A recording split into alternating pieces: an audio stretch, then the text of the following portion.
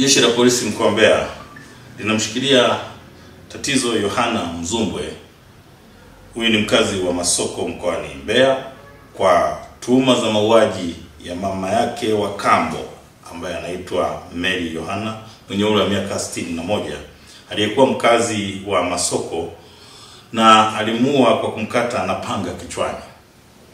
Mtuhumiwa alitenda tukio hilo tarehe 6 mwezi wa 10 mwaka 2025 majira ya saa 2 za usiku huko katika kijiji cha Mapinduzi, kata ya Masoko, tarafa ya Isangati iliyoko katika mkoa wa Mbeya. Na alimuua huyu Mary Yohana ambaye pia alikuwa ni mkazi wa Masoko na aliyekuwa mwenye ualbino. Kwa hiyo baada ya tukio hili huyu mtuhumiwa alitoroka.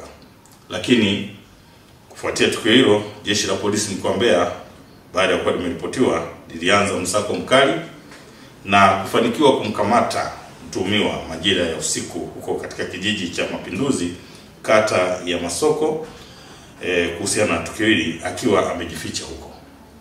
Kwa hiyo uchunguzi wa awali umebaini kuwa chanzo cha tukio hili ni mgogoro wa kifamilia kuhusu mashamba, ambapo mtuhumiwa alikuwa akimshinikiza Mary Yohana ambaye kwa sasa ni marehemu, akimtaka kugawa mashamba ya urithi yaliyokuwa yameachwa na baba yake baada ya kufariki. Kwa jambo hili marehemu aliliona, akaona kwamba kwanza si utaratibu wa kugawa mashamba hayo, na huyu mtuhumiwa alichokuwa anataka ni kuuza ili aweze kupata fedha kutumia tu katika masuala yake ambayo hawezi kusaidia familia. Jeshi la polisi mkoa wa Mbeya linatoa wito kwa baadhi ya vijana kuacha tamaa ya kujipatia fedha kwa njia zisizo halali, bali watafute fedha kwa uhalali na wasifanye matendo haya ambayo ni kinyume kabisa na sheria.